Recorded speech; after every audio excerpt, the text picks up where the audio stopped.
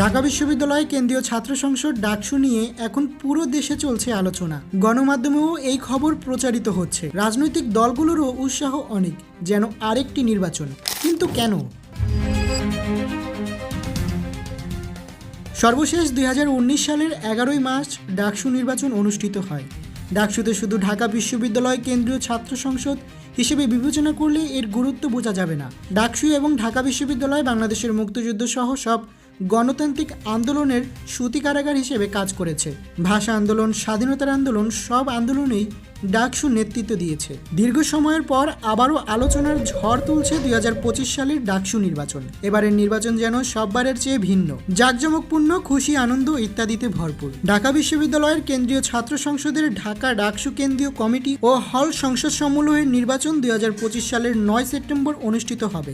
এটি হবে 2024 সালের ছাত্র জনতার অভ্যুত্থানের পর দেশের রাজনীতিতে প্রথম বৃহত্তম নির্বাচনী আয়োজন। শিক্ষার্থীদের কাছে যেতে যেতে পায়ের জুতা ক্ষয়ে যাচ্ছে।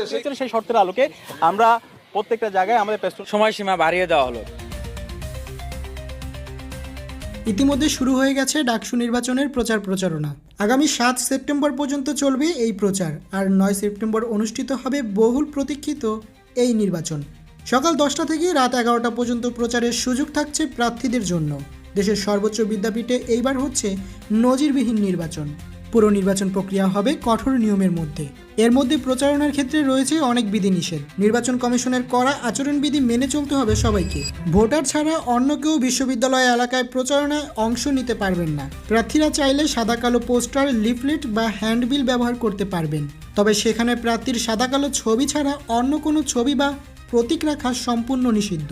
বিশ্ববিদ্যালয় বা হল এলাকায় দেয়াল, যানবাহন, গাছপালা, খুঁটি বা অন্য কোনো স্থাপনায় পোস্টার লাগানো যাবে না। প্রচারণার সময় শোভাযাত্রা বা সমাবেশ করতে চাইলে অন্তত 24 ঘন্টা আগে প্রধান রিটার্নিং কর্মকর্তার অনুমতি নিতে হবে।